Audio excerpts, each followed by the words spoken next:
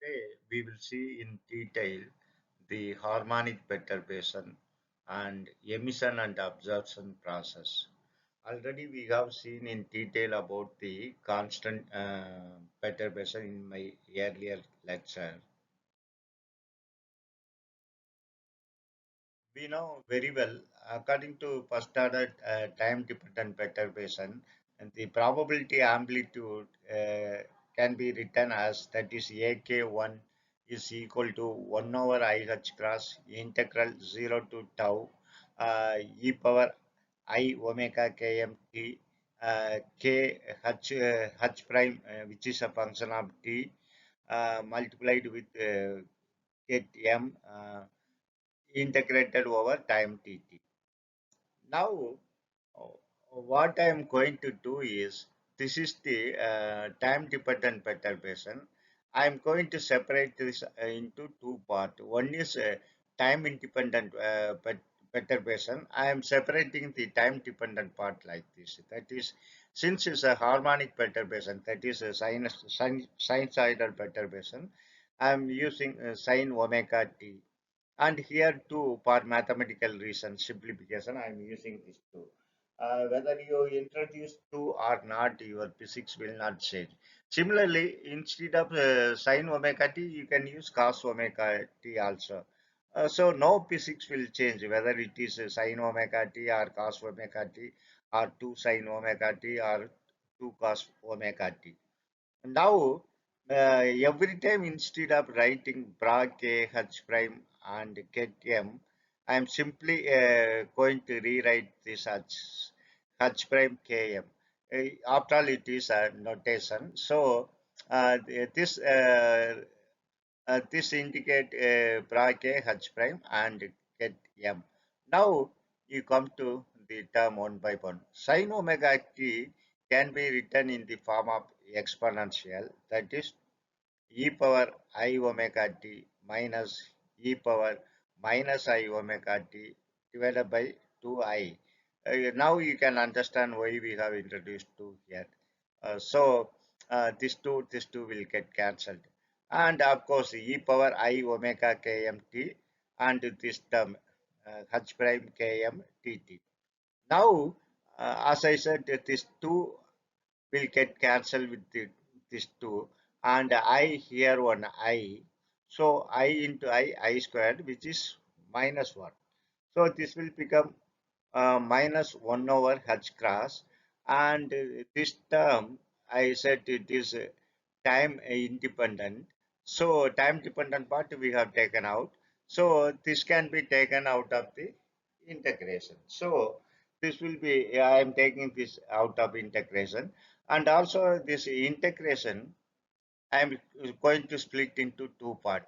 That is e power I omega t multiplied with this e power I omega kmt, which will become e power I omega km plus omega into t dt. Similarly, here one negative sign, so minus integral 0 to tau. Here this one e power I omega km, this minus omega t dt. So we have rewritten this equation like this. Finally, we arrived with this expression. Now you have to integrate. If you integrate the first term, you will get e power I omega km plus omega t. But divided by I omega km plus omega. That I have brought outside the bracket. If you apply the limit, if you apply the upper limit, then it will become tau. T will become tau. If you apply lower limit, that is 0, e power 0 is 1. So this will become in the numerator e power I omega km plus omega tau minus 1. I anyway I we have taken here, taken out I into omega km plus omega. Similarly, the second part of integration, you will get e power I omega km minus omega tau minus 1 after applying the limit divided by I. Anyway, I we have taken out I into multiplied with omega km minus omega. So here, if you closely watch into the denominator, either first term will dominate or second one will dominate. Depends upon the omega. If omega is equal to omega km is equal to minus omega, then this will tends to zero. First term will dominate. Otherwise, if omega km is equal to omega, this will going to zero, close to zero. So this term will dominate. So either one of the term will dominate. We will see about it now. Finally, we arrived with this expression. As I said, if omega km is equal to minus omega, you may ask how that negative frequency. By definition, the omega km, that is 4 angular frequency, is equal to Ek minus Em over H cross. That is final energy difference between final energy and the initial energy. Final energy may be higher than or lower than the initial energy. Accordingly, this will be the frequency will be plus omega or minus omega. This is a sign convention. In this case, the first term will get dominant because it is this denominator going to be zero. So we can ignore the second term. Now we are going to find the probability of the particle change which moves from mth state to kth state. So which is equal to modulus ak1 whole square. If we take the first term, that is minus 1 over I h cross, since you are taking modulus, this will be positive quantity only. So naturally this will be 1 over, simply 1 over h cross square. And if you take the modulus of the second term, this will be h prime km modulus square, and we are taking only the first term, that is e power I omega km plus omega tau minus 1 divided by omega km plus omega whole square.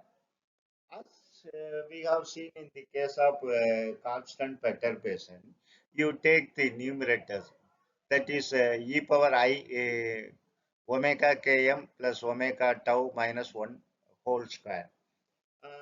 We know it's a well established relation that e power I theta minus 1 whole squared is equal to 4 sine squared theta by 2. Here theta is I theta, theta is omega km plus omega tau. So this we are treating as theta. Divide by 2, naturally 1 over 2, that is, and 4 sine squared. This what we are going to do is we are going to use the following fact, and we are putting it into above equation, and naturally we replace the numerator. Remember that we are changing the numerator into 4 sine squared omega km plus omega tau over 2, and of course the denominator is omega km plus omega whole square. Finally, we arrived with this expression. Just I am rearranging this term, that is sine squared, this argument divided by this one, omega km plus omega. I am bringing this 2 in the divide by 2, that is in the denominator of this omega km plus omega. So the whole square, this will become 4. So 4 will go to numerator. So I have brought this numerator 4 to here in the denominator of omega km plus omega. So if you square it, it will be 4. And I have explained in detail in my earlier lecture that constant perturbation. This pi is the normalization constant, uh, and I am multiplying and dividing pi by tau. So I am multiplying pi into tau and dividing pi into tau. This is I want to make this into delta function. So this I have explained in an elaborate manner in my previous lecture, constant perturbation.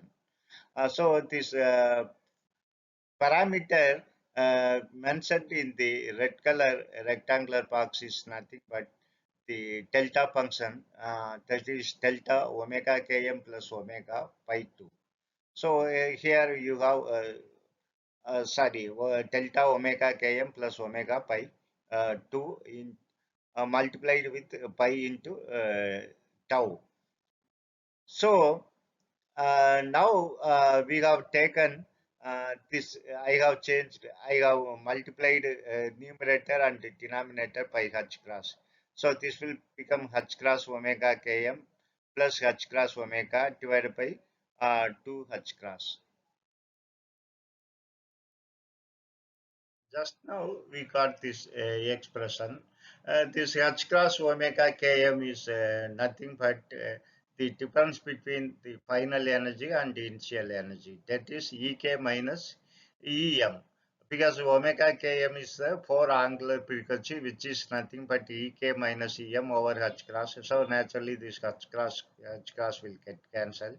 So this will become simply Ek minus Em. Of course, there is one h cross omega term in the numerator. So this will become delta Ek minus Em plus h cross omega divided by 2 h cross.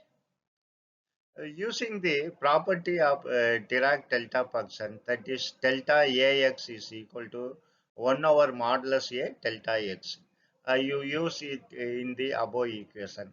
Here A is equal to 1 over 2 h cross. So this 2 h cross will comes into the numerator. So that's what I have written, 2 h cross.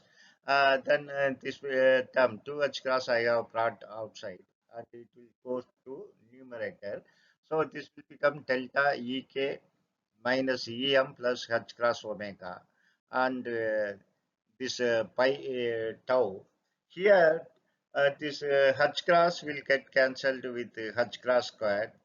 So you will get only the h cross in the denominator. So here there is a pi, 2 pi. So this will pick up 2 pi modulus h prime km modulus square into delta Ek minus Em plus h cross omega. This tau I have brought into left hand side. That is Pm to k, which is a function of tau divided by tau. That is this is a transition probability per unit time, which can be represented as gamma m to k. So we have arrived at this expression. We will see what will happen to this expression.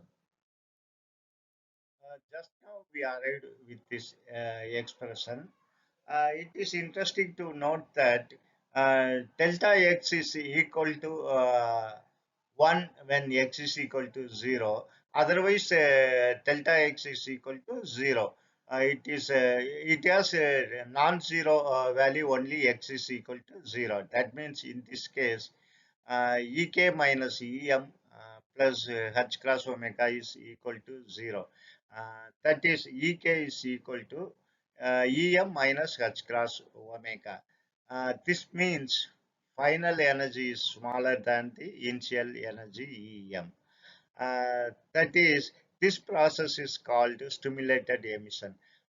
That is, initial energy will get reduced because of the emission process.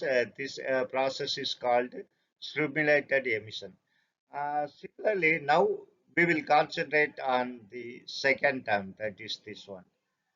This will be dominant when omega km is equal to omega. That we will see now. Adopting the similar procedure applied for the first case, that is first term, we will get the rate of transition for the next second term, that is gamma m to k is equal to 2 pi h prime km modulus squared divided by h cross delta ek minus em. Instead of plus h cross omega, here we will get minus h cross omega because we are dealing with the second term. And as I said earlier, this transition is non-zero only if this term is zero. That is Ek minus Em minus h cross omega is equal to zero. It is the property of Dirac delta function. That is Ek is equal to Em plus h cross omega. This means this initial energy is final energy is greater than the initial energy Em. That is by an amount h cross omega. Em plus h cross omega is equal to the final energy Ek. This process is called absorption. So the effect of harmonic perturbation is to transfer the energy to the system or to receive from it the photon of energy h omega, h cross omega. In sharp contrast, a constant that is time independent perturbation neither transfer the energy to the system or nor remove the energy from it. That's what we have seen in the case of constant perturbation. In the constant perturbation, there is no energy transfers. So you have the same energy state. Energy cannot be received or it cannot be emitted in the case of constant perturbation. In the case of harmonic perturbation, you can receive the energy from the system or you can transfer the energy to the system. That is the major difference between a constant perturbation and a harmonic perturbation. This is the pictorial representation as done in the case of constant perturbation theory. Only difference is here x-axis is plus or minus omega km. This center frequency in the previous case, that is constant perturbation, is zero. Here it is omega. So this is in the right hand side it is positive omega, omega 2 prime, omega 4 prime, omega 6 prime, and it will go in the negative axis is omega 2, omega 4, omega 6, omega 8. It will go just like like that. And of course, we have seen already the reason as well as the uh, height. The height of height is centered around the frequency omega. In previous case, it is centered around zero. So I have explained this tau squared by 4. Why this height is tau squared by 4 in my previous lecture on constant perturbation theory. Please refer that. This is the height is tau squared over 4. Because we are plotting the graph between omega km, this sine squared divided by omega km plus or minus omega squared. If you see this, the height and width of the main peak is centered around omega in this case. Centered, previous case it is centered out around zero. Of course, you know the omega km plus omega km plus or minus omega is equal to zero in this case. So that means if it is plus omega km, you will get frequency negative frequency minus omega. Omega km is equal to plus or minus omega. So the height and width of the main peak is centered around omega and it decays rapidly when omega km moves away from omega. The height of the peak is proportional to tau squared and the width of the peak is proportional to 1 over tau. Hence, the area of the curve is proportional to tau, that is the time. Since most of the area under the central peak, the transition probability is proportional to tau. Here, I like to highlight one important point that we have taken the time dependent perturbation, and when we calculate the probability is become time independent. That is the another important fact you have to keep in your mind. Thank you very much for watching my video and supporting me continuously.